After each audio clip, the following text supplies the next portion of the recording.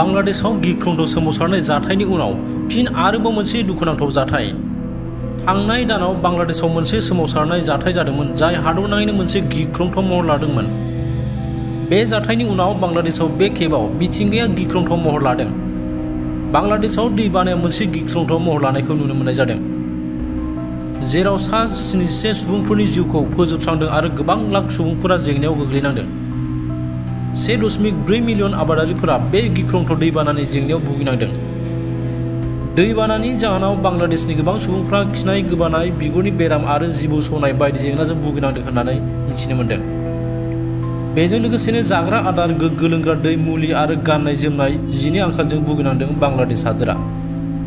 बांलादेशनि गं 11 जिल्लाफोरा गाज्रियैनो दैबानानि जेंनाजों भुगिनांदों होननानै बे समाव खौरां मोननाय जादों।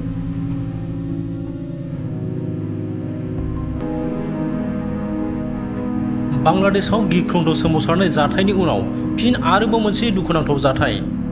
थांनाय दानाव बांलादेशआव मोनसे सोमावसारनाय जाथाय जादोंमोन जाय हादरनाङैनो मोनसे गिख्रंथाव महर लादोंमोन। बे जाथायनि उनाव बांलादेशआव बे खेबाव मिथिंगाया गिख्रंथाव महर लादों। बांलादेशआव दैबानाया मोनसे गिख्रंथाव महर लानायखौ नुनो मोननाय जादों, जेराव सा 77 सुबुंफोरनि जिउखौ फोजोबस्रांदों आरो गोबां लाख सुबुंफोरा जेंनायाव गोग्लैनांदों। 1.4 मिलियन आबादारिफोरा बे गिख्रंथाव दैबानानि जेंनायाव भुगिनांदों।